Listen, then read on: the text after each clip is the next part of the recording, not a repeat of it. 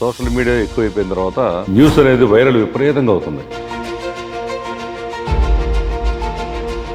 అది నిజమా అబద్ధమా అనేది తర్వాత సంగతి. మీరు అన్నది చాలా నిజం. అసలు సోషల్ మీడియాలో ఎవరికి వచ్చినట్టు వాడు కెమెరా పెట్టేసుకొని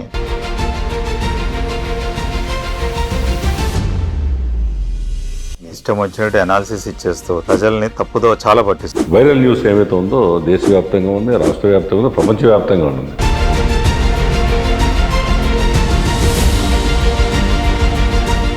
ఏమే గ్యాస్ రాదంట, అసలు వాడేది ఇంటర్నెట్ కట్టకపోతుందని ఇది వైరలే కదా. డీలర్స్ దగ్గరికి పోయి లైన్లో నిలబడి అడిగితే 100 సార్లు చెప్పాల్సి వచ్చింది. ప్యానిక్ అయిపోయి హైదరాబాద్ లో చాలా మూసే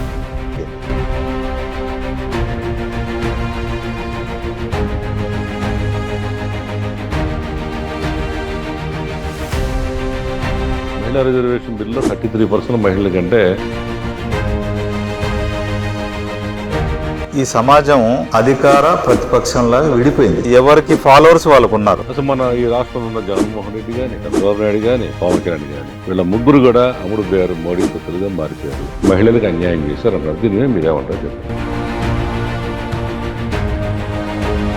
viral news real facts April 25వ తేదీ అనగా ఈ శనివారం సాయంత్రం 6 గంటలకు మీ నెంబర్ 1 న్యూస్లో.